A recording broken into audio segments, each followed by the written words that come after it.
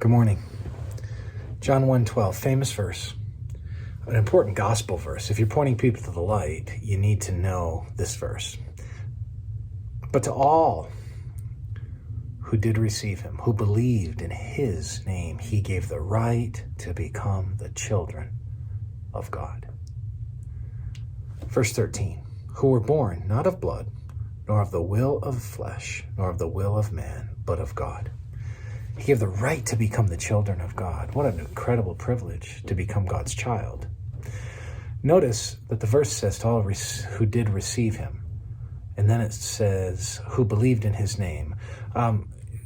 This is kind of what's known as an epexegetical idea. An epexegetical idea is where you have a statement and then the next phrase explains what was meant by the statement or adds to it or gives further light to it.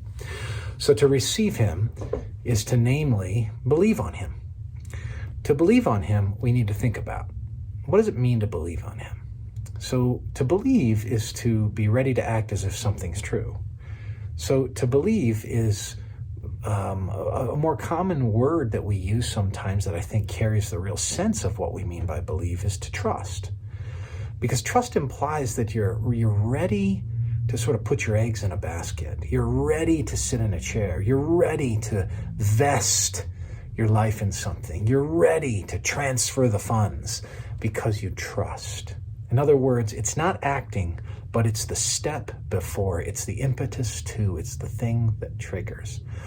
So to receive Jesus, to receive, right, him, is to welcome him, to entrust your life to him, to say, I'm going to get up from where I sit in trusting myself, and I'm going to transfer my trust fully to him.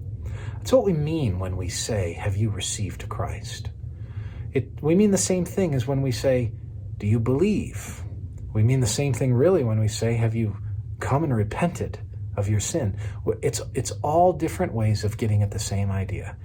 Have you trusted and transferred the trust of your life to Christ, trusting in his death and resurrection, that he alone is the one whose death paid for your sin, and that the Father forgives you and welcomes you into relationship, and now you're called his child.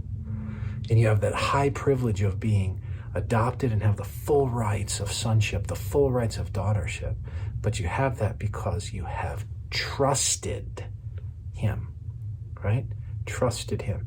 Now that doesn't mean that every question is answered, and it doesn't mean that you're certain, but it means that you recognize that you have more reason to trust him than you have reason not to. And so you're willing to give your life to him and to apply his death to your life and say, I give my life to Christ. So if you've never done that, I want to encourage you. Let today be the day of salvation for you. For to as many as have received him, those who believe in his name, he gave the power, the authority, the right to become his children. To become his children. And he is a loving Father, my friend. So turn your heart to Christ today. Turn your heart to Christ and find your life ever changed with a new Father. The Lord bless you.